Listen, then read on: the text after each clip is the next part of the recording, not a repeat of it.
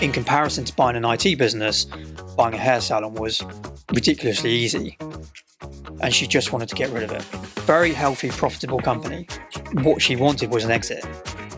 This MD walked in on day one and she said, right, you've all got to sign these employment contracts today or you leave tomorrow. Every one of them walked out. All 10 of them walked out. She was a beat with a stick and we are a dangle a carrot. So Darren, you bought 21 businesses in 8 months? 8 months. 8 months. I want to find out how you did it. Yeah, I mean, I owned a group of IT businesses. I owned that group at that time. And we'd grown that business over the kind of previous few years by acquiring other IT firms. And in comparison to buying an IT business, buying a hair salon was ridiculously easy. We very quickly started sending some letters out, getting some traction, some pipeline. I don't know if you recall, but we sent in the region of 1,500 letters out. We had just over 300 people contact us from them. And which is an incredible percentage, but I suppose that was because they were all closed.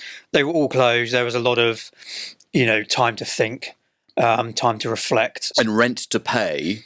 Regardless of no income coming in. That's right. Yeah. That's right. So we wanted to get to 20 for two reasons. One, because it turns heads, or three reasons actually. Two, because it creates enough critical mass to build a group. Mm-hmm. And three, because our plan to get to 100 required us to get some external investment. Okay. And if we got to 20 in a short space of time, we demonstrate it's proof of concept. Proof of concept that we're able to acquire. We've got an engine that can acquire. Yes. We created this group from a standing start of nothing, and 20 salons enabled us to create a group hierarchy. Yes. And put the relevant resources in there so that we could trade them without me having to do any work. Where if you've only got one salon, typically the owner works in the salon, does the bookkeeping, orders everything, deals with the clients, and you can't build in a management team with one salon because there's not enough income to support it, is there? That's right. So we set this minimum target of 20, and we had to get up there in a really fast pace, and we by and large got there. We were very disciplined when we were looking for the salons. They had to be a certain shape, size. They couldn't be reliant on their owners in terms of revenue contribution. The last 4 or 5, we started to. Don't worry about that. We'll work to get to the magic 21. To get to the magic, minimum of 20. I can relate to this, by the way, because I had a goal to be, first of all, a top 25 group. And then we realized that we could do top 25. We got to number 13 the first year that we were listed. And then a top 10 group. And we got to number 4. But the goal of reaching number 4 was actually the wrong goal.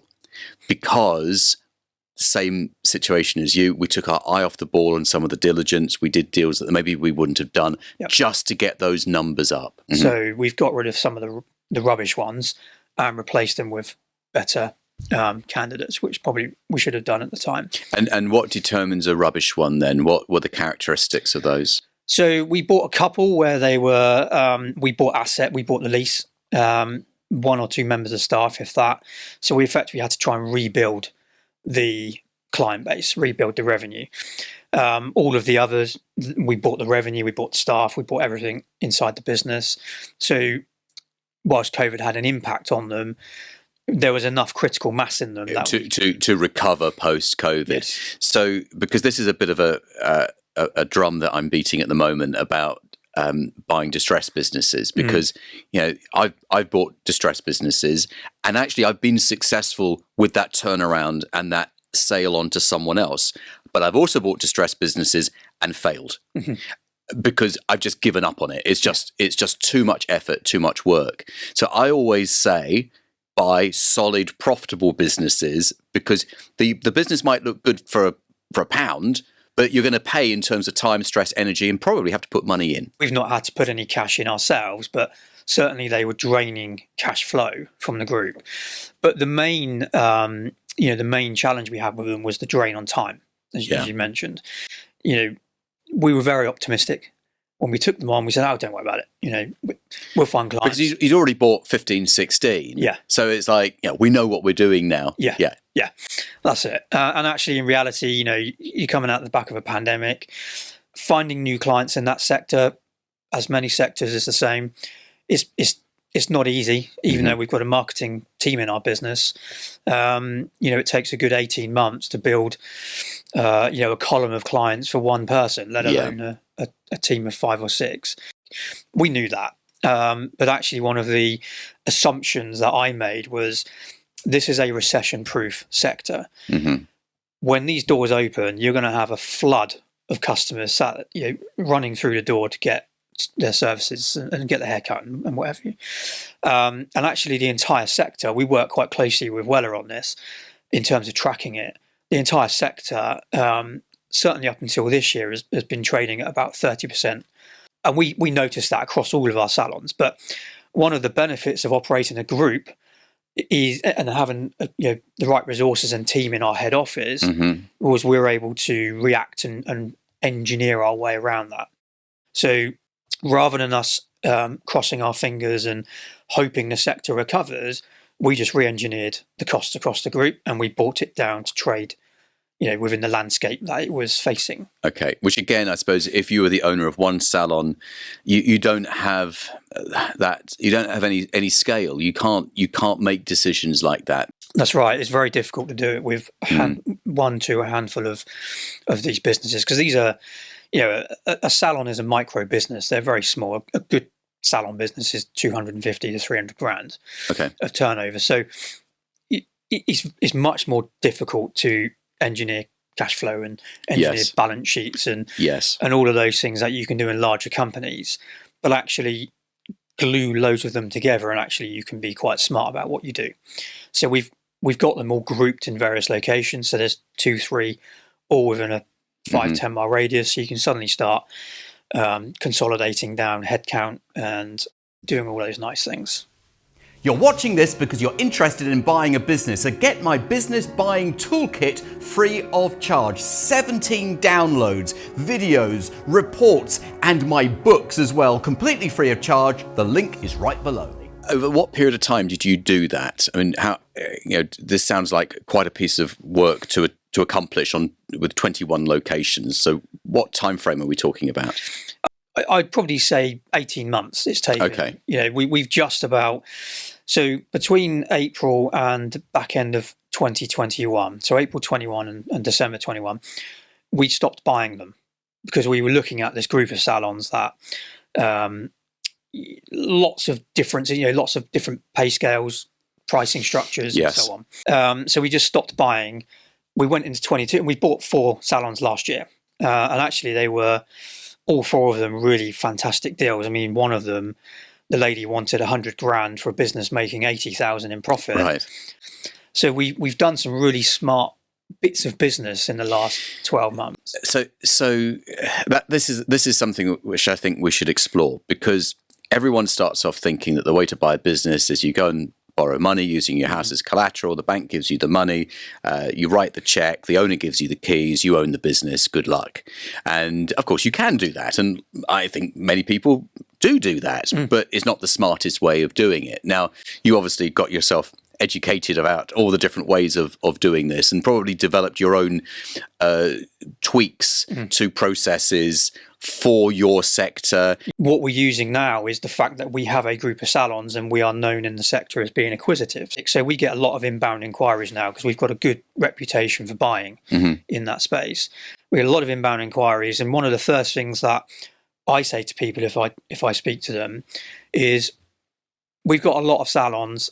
We're not that interested in buying many more at the moment, but if it works for us, we'll take a look at it. And it kind of sets the scene with the seller. Well, it creates the right dynamic for a negotiation, doesn't it? One of the tactics we started using, mainly because we had such a big pipeline of these deals going on, and there was a lot of tire kickers and time wasters, and their business is worth 50,000 and they want 500,000. So one of the tactics we employed quite early on was we sent them an email. So they sent all this data to us, and I sent them back an email saying, this is the mechanism we use to value a business. It's not a finger in the air. It's a calculation. Mm-hmm. Based on this calculation, your business is worth somewhere between these two brackets. Mm-hmm. If you think that's going to work for you, let's talk. If not, no hard feelings. And what it did is it got rid of all of those people that wanted $500,000. Yeah, the delusional ones. The delusional ones. And it told me, and it brought to the table the people that actually were going to work in the parameters that would work for us. So it's time saving for you, isn't it? It's an efficient way of managing some tremendously large amounts of deal flow. It was. And there was one deal in particular. It's based in the New Forest, and I went back and forth 2 or 3 times. They came to me. We had a meeting in the pub. We had 5 or 6 meet, and then we got to the, what do you want for this? And I laid out the figures, and they came out and went, well, actually, no, we wanted 300,000, and this business was doing $5,000 a year in profit for the last 5 years. So that was the point. I said, I'm not wasting any more time. And it's a huge waste of time, because quite often those people hold back the information, and they think that once they've suckered you in and they've got you and you want to buy it, then they can say anything and you'll pay. Yeah, that's it. So this lady last year, we used the same. She said 100,000. We said, okay, well, here's our valuation range, and it came in at about 50,000, 50 to 80, I think it was.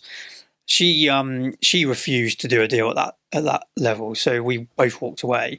She came to us around December time, 21, and the bit of information she gave us, which she shouldn't have given us, was, my husband's just retired. I've got 9 years left on my lease. I've got a break clause, or maybe 6 years left on the lease.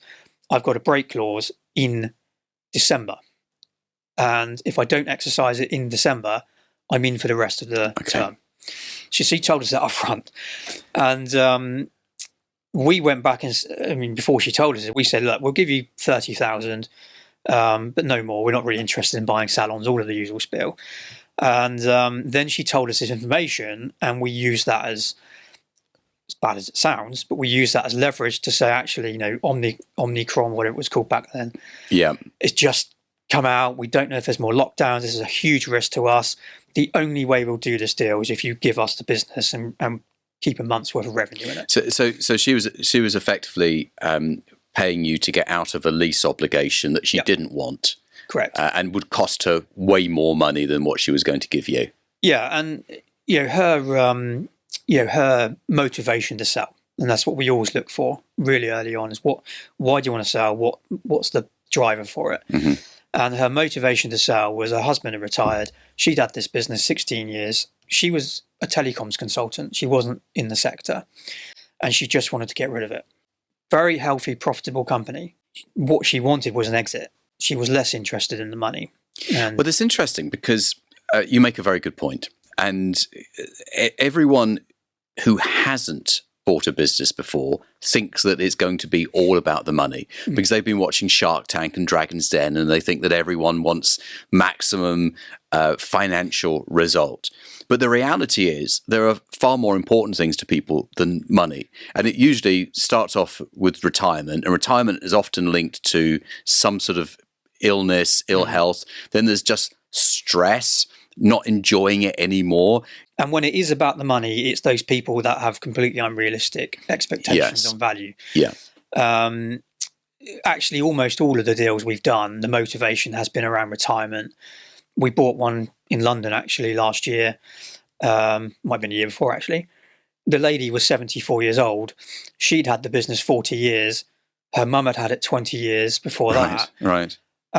She'd put it on the market at 80 to 100,000, I think. And we paid her some money for this, but she didn't care about the money. She was just so motivated to retire. So I think that someone who's owned a business for that long has made good money from it over the years. So it's not all about cashing in at the end, because they've made good money from it over the years. Now, if they haven't made good money from it over the years, then do you really want to buy it? Because if they haven't been able to make it work for 20 years, what chance do we have over the next few years? Good point. So give us an overview then of the group now. So are you back to 21 with the...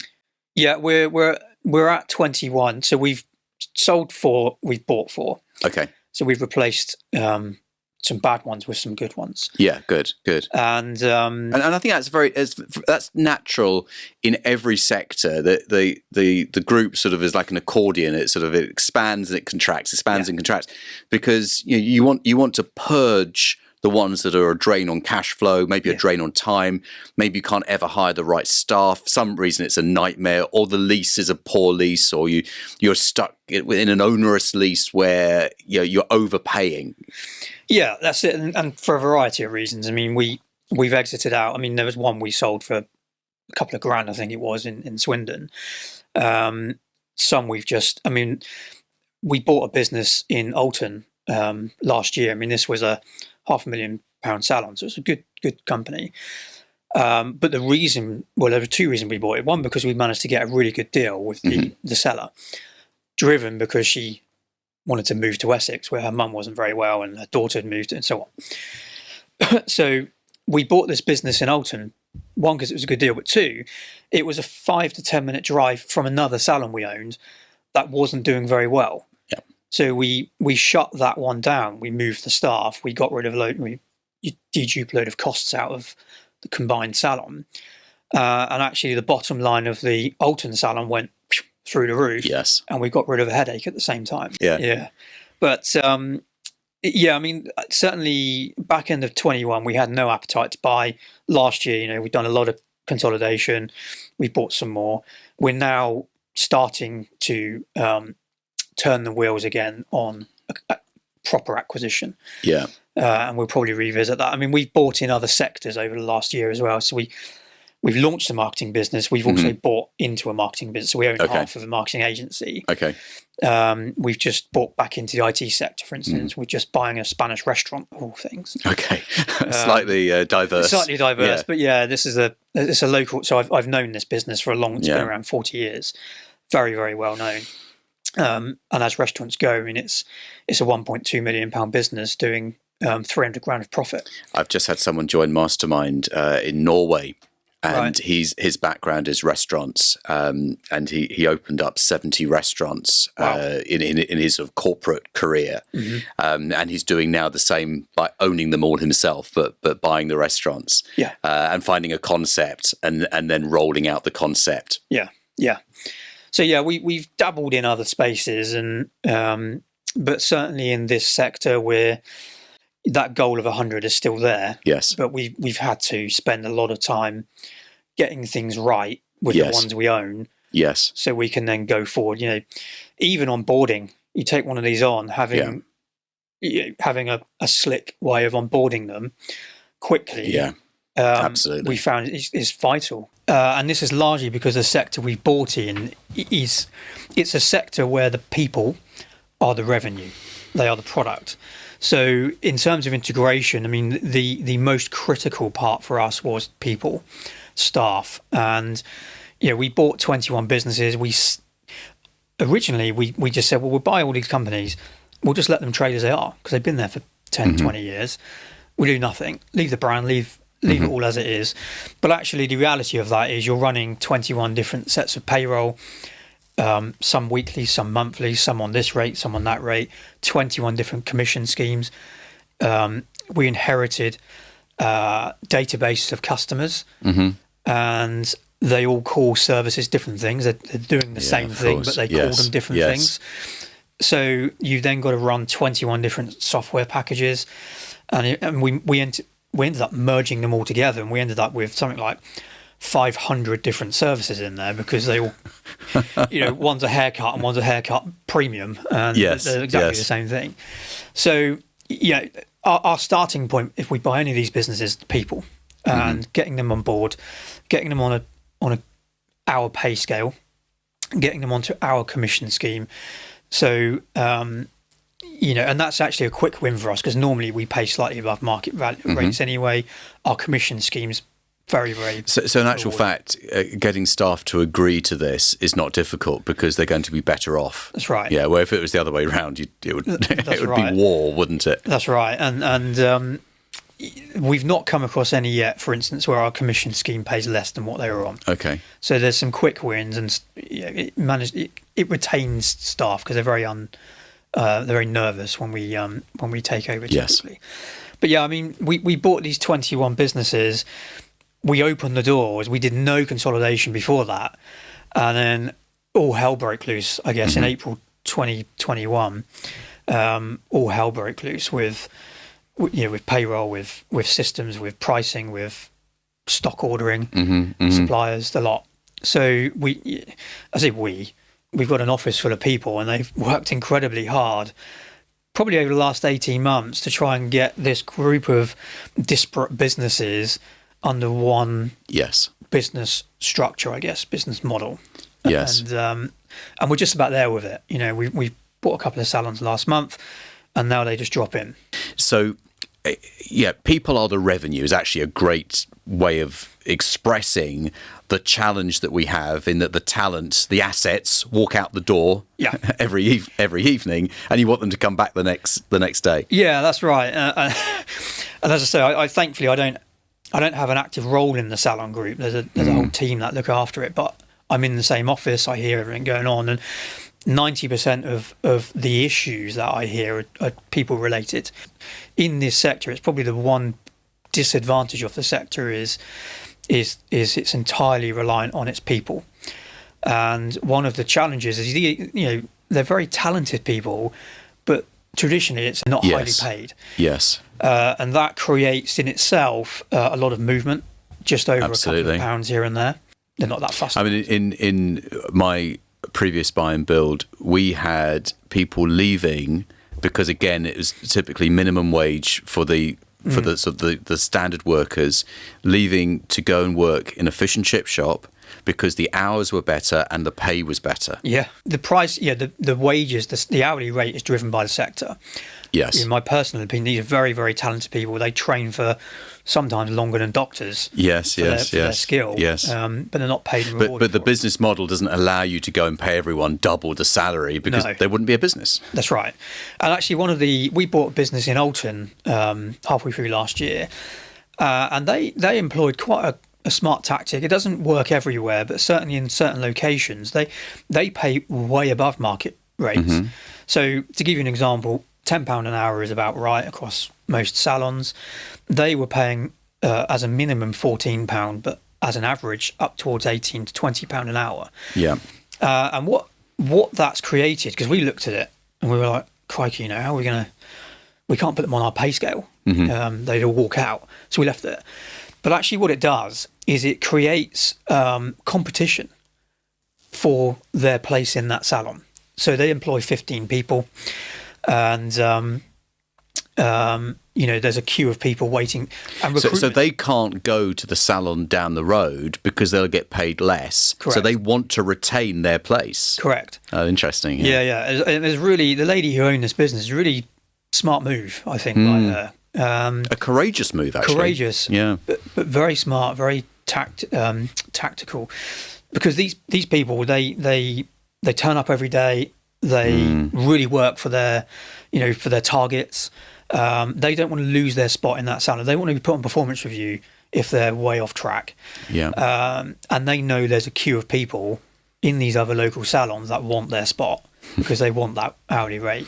I actually had a conversation with my team a couple of years ago about paying all of our managers, because the manager is such an important part of a early years childcare type business, paying all of our managers way more than average. So if a manager in Bolton was getting 27,000, we'd pay all of our managers 50,000.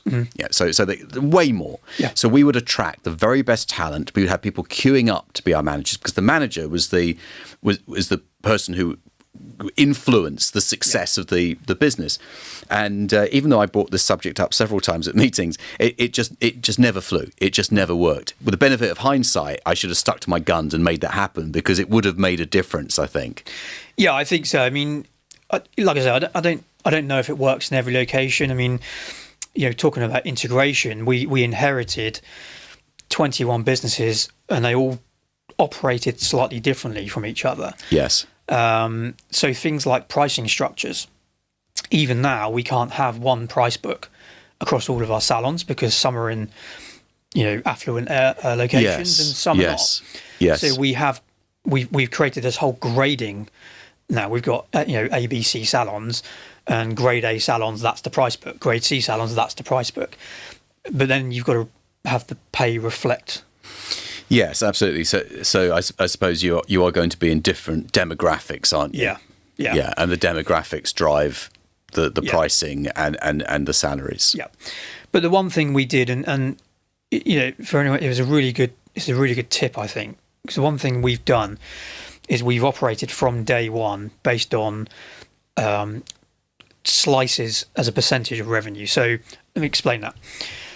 Rather than looking at one business and going, right, they turn over 500,000, they turn over 200,000, so that's their payroll budget and so on. We base it on a percentage, and we target the managers to meet these percentages. So 50% of their revenue is allocated to payroll, 10% to stock, 10% to utilities, and so on and so forth, and then you're left with 20% as a profit allocation up to the group. And that's been a really, really, if you try and work that across multiple businesses that all have different shapes and sizes, stick to percentages.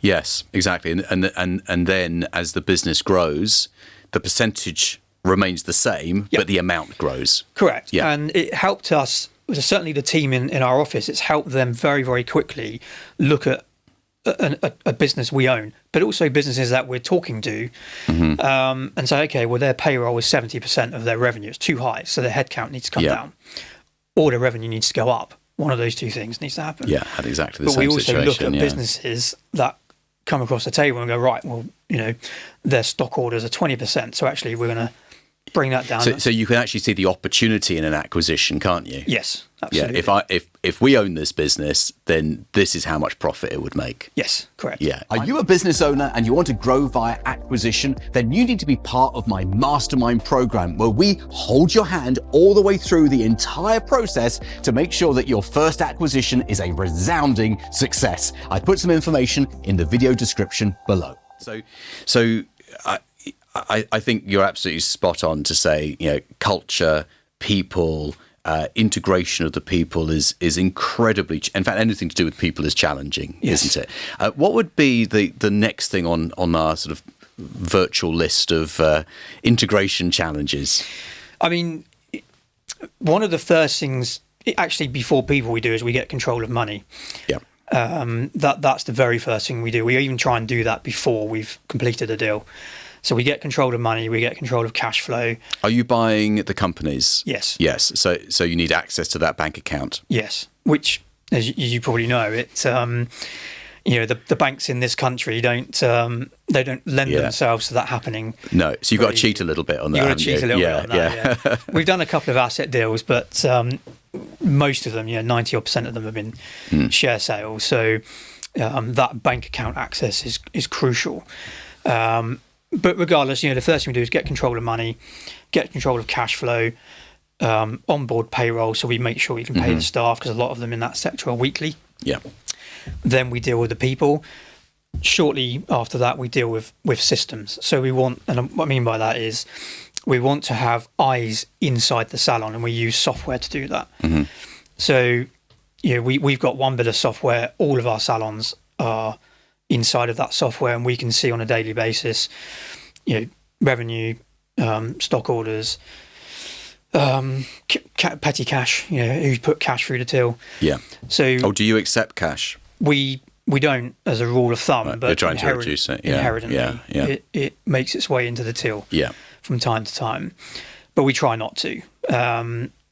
But where we're operating these remotely, we've got to be able to see very quickly what's going on inside that business. So if you don't have that visibility, then anything could be happening, couldn't it? Yeah, and you're driving a business blind is.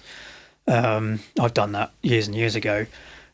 Don't worry about the numbers. Don't worry about this. It will be fine. But get control of numbers. Get control of what's going on, and it helps you make decisions quickly. Yeah, absolutely.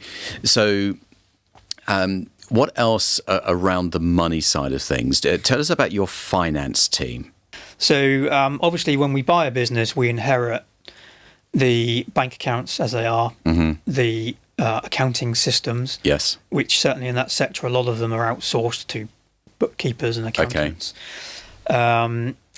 You think we've got to, and we do this during the due diligence process, but getting control of the tax position and all of those nice things. So we've got a finance team. We run a weekly cash cycle or a weekly revenue finance cycle, for want of a better term. So on a weekly basis, per salon, we can see revenue, we can see stock, we can see cash flow, we can see payroll costs versus revenue, we can see the next week coming up. And it's really important for us that we have that level of visibility, which the finance team produce. But obviously on a day-to-day basis, they run payroll through one system. We do that very quickly. We bank with one bank. So the bank account forms go in at day of completion, the minute we own the thing. So we've got one bank account, we've got one payroll system, we've got one accounting system. Yeah. We have rules around pay runs. So we're not paying people when they want necessarily to be paid. Yes. We pay twice a month to suppliers, and that seems to work fine. Yes. So it's creating a process, isn't it?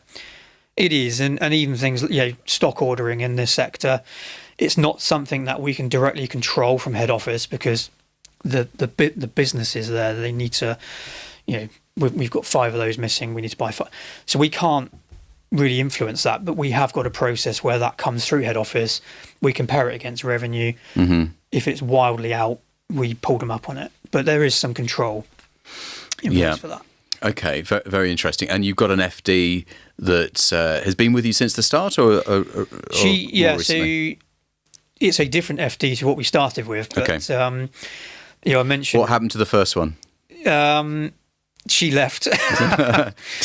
I found it because I went through several FDs quite quickly. Yeah, and they're great at the interview. Oh yes, I can handle the pressure. I can multitask. And then when they realise the enormity of what they have to do, it can be a little much for some people. It was a bit much. We started off. I mean, we had a managing director that we employed who was very long and successful history in this sector, but in Australia. She was a beat with a stick, and we are a dangle a carrot culture. Yes. And we put her in between our parent, our board and our trading businesses. And we were getting one thing from her and one thing from the businesses. But we got rid of her in the end because her culture didn't match ours, and it was creating all sorts of friction within the trading companies. And we had the FD. She left at some point. I think she just wanted to kind of tone down what she was doing. She didn't want all of the work that came with a growing group like that. But we've got an MD, and it is a lot of work. That's the thing. I mean, it's not easy, and every day brings new challenges. And once you think you've solved everything, you've solved every problem, there's a whole bunch of problems that you weren't expecting. That's right. And I think having the right people in the right roles is really, really important. Certainly when you scale up to that kind of size, you've got to have someone in there that culture's right, but they can do the right job and so on. So we've got a head office now of what we call shared services. So we can go and buy a Spanish restaurant or a marketing business, and we've got an office of finance people, marketing, operations, HR, even things like facilities management and so on. So we can take on businesses in different sectors even, and there's a group of people there that can look after those. So far we've got the culture and the people, and we've got getting all those back office systems, and we've got the importance of the money. Maybe money always comes number one, and taking control of that. What are the other integration challenges? Have you got any war stories you can share with us? Anything ever gone so wrong that you thought you'd have to give up on that location? Yeah, and actually we did give up on it in the end. So there was actually one of the earlier deals. Sorry, no, it wasn't. It was one of the original 21. One of the last ones we did in that batch. So it was one of the ones we subsequently disposed of. And this was whilst we employed the Australian MD. So we bought this business in Swindon. They had, and we employ everyone, because you can, in this sector, you can employ or you have chair renters and self-employed. We typically employ everyone. This business had 10 chair renters in it, no one employed. And this MD at the time, and you know, it was making 40, 50,000 a year in profit. It was doing all right. This MD walked in on day one and she said, right, you've all got to sign these employment contracts today or you leave tomorrow. I've had exactly that. And every one of them walked out. All 10 of them walked out. And that was one, you know, we had a reasonably good business there. Over time, it would have made sense to try and, you know, convert that into an employed model. But I had an HR person who didn't last very long, right, do exactly the same and say, you need to sign the new company contract. Yeah. And it created a rebellion. Yeah.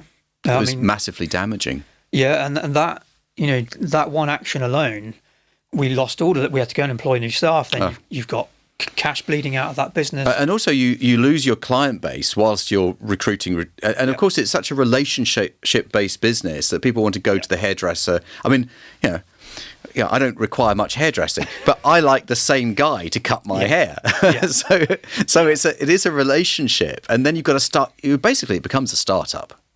And that's exactly what happened. We went from making a bit of money with an opportunity to make more to zero revenue. Yeah. Overnight. And we had to start. but with a lease to pay. Yeah, business rates. We had to employ 3 or 4 people to try and get the thing. So we were, burning quite a bit of cash out of that. And this was a business that was an hour and a half, 2 hours from our office. So logistically, we needed to spend way more time there than we could do. You know, we spoke, I think, earlier about, you got 21 businesses there. That was draining a chunk of our time versus all of these ones that were making money. And we put some time into those, they can make more money. So we used to grade red, green, amber, red. So the green ones are the winners. The amber ones sitting in the middle, they will be winners one day, and the reds that are absolute killers. And when we looked at the board and we saw too many red dots, it was like we've got a problem here. We need to turn those around, and it's identifying which are the red ones and doing something about it. And your corporate structure, though, allowed you to jettison ones that you didn't need and didn't want, or sell them. And in fact, actually selling them for nothing is better than devoting all that time. Yeah, so basically cutting your losses and then saying I can focus on the rest that are greens. Yeah, maybe a few ambers in there. That's right, and we do exactly that same thing. Okay. So we have red, amber, green. Okay. We have a board meeting that I go to every month. That's pretty much my only involvement in the group. And in August, I remember this, in August 21, they just all opened, and over 75% of them were red. Yeah. And largely, you know, the sector, we made an assumption when we bought them that doors would open, they would immediately return to 2019 trading patterns, and they didn't. The entire hair and beauty sector, certainly in this country, was trading at 30% down. Right. Mainly because people got used to waiting longer, doing some things at home, various reasons. But the sector was 30% down. Thankfully, you know, we had the processes and systems in place, so we were tracking all of this, and it was 75% red. We now have 2 out of our 21 that are red. The rest are green, some are amber. But it's certainly a much stronger position than it was back then. Yeah, it's a good, it's sort of a traffic light system, isn't it? It's a good way of just sort of seeing visually what's going on, and maybe using different metrics like profitability or staffing or your ratios, your ratio percentage system. So, you know, we have people listening to this podcast, watching this video, who haven't yet bought their first business, and we've got people who bought several businesses. And you know, I've got this inner circle group. Actually, we've got 2 inner circle groups who talk about this sort of thing every time we meet, and we share best practice and how to overcome those challenges. what would be your parting words of wisdom to someone who's maybe bought 3 or 4 businesses and they now need to do the next phase of growth? What would you tell them with the benefit of hindsight, which is always 2020 vision, isn't it? Mm-hmm. And they're at that 3-4 level, how to get up to the next stage? What would you tell them? Stick to, if you've got a plan, if you've got a business that, business shape and size that you want to go after, don't be kind of desperate for the sake of getting another deal under the belt, and breaking that discipline. So be a disciplined investor. Be a disciplined investor. Yeah, be smart. Don't rush, like we did. And there's plenty of deals out there, plenty. Yes. And certainly, we found it now. We've got a very, very good reputation around the sector for buying hair salons, and we get, without doing anything, we get at least 5 inquiries a week come through our emails or through LinkedIn and Facebook and what have you, with people that want to sell salons to us. Yeah. So just be, systematic about it, I guess. Yeah, so don't let emotion get in the way. Don't let emotion cloud your judgment. Yeah. And I think that if you've got a goal which is a certain number, then you do rush towards that number, and it's almost, you will sort all the problems out later. Yeah. It'll be fine. It'll be fine. Yeah. So have discipline, because actually, using that phrase "disciplined investor" when you're raising money is a really good phrase to use. We are disciplined investors. Mm-hmm. Yeah. Because that's what any lender wants to hear as well. Oh, 100%.